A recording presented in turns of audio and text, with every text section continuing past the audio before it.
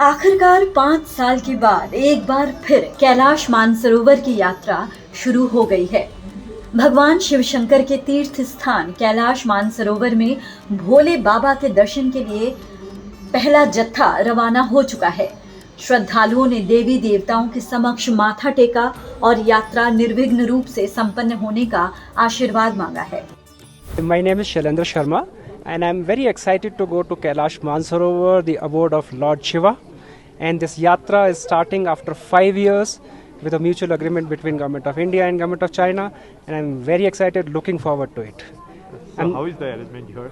Arrangement by STDC, by the Government of Sikkim, Government of India in Delhi. Everything is fantastic. I think all of us have enjoyed the stay and the kind of hospitality we have received, the kind of medical attention, the tests they have conducted, everything is just amazing. सबसे पहले तो आज का weather जो है वो यात्रा के लिए अनुकूल है। बारिश काफ़ी हो रही थी लेकिन बारिश अब थम चुकी है और ऑनरेबल गवर्नर सर आ रहे हैं इसको फ्लैग ऑफ करने के लिए।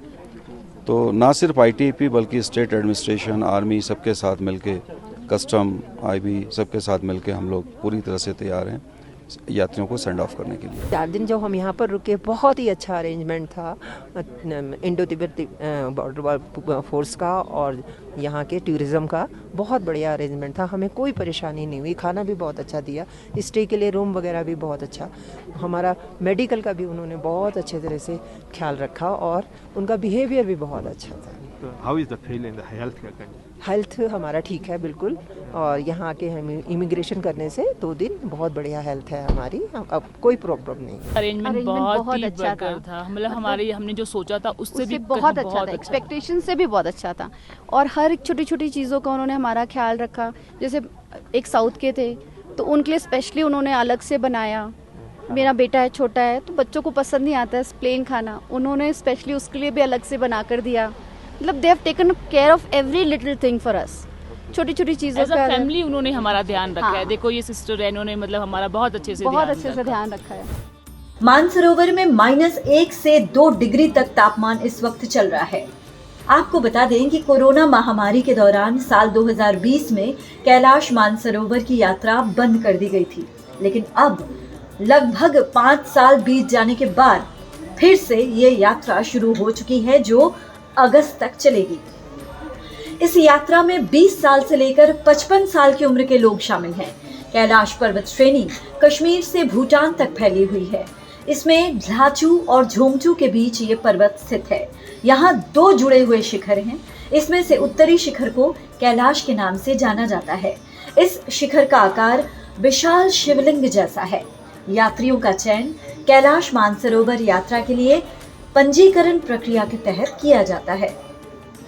कैलाश मानसरोवर यात्रा को फिर से शुरू करना दोनों देशों भारत और चीन द्वारा संबंधों को सामान्य करने की दिशा में उठाया गया पहला अहम कदम माना जा रहा है। तो हमारा सबसे पूजनीय और सबसे बड़ा आस्था का केंद्र किसी कारणवश बंद था, वो आज पुनः केंद्र सरकार के सहयोग से और केंद्र सरकार के प्रयत्नों से आज पुनः चालू हुआ है।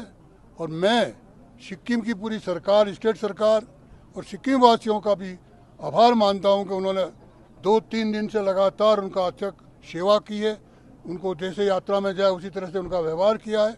और मेरा भी और सिक्किम के हमारे सारे मंत्रिमंडल के जो यहाँ आए हुए लोग हैं उनका भी सौभाग्य है कि हमें इस बड़े तीर्थ यात्रा को पहले ग्रुप को रवाना करने का मौका मिला और निरंतर आगे ये बढ़ता रहे और ये यात्राएं चलती रहे।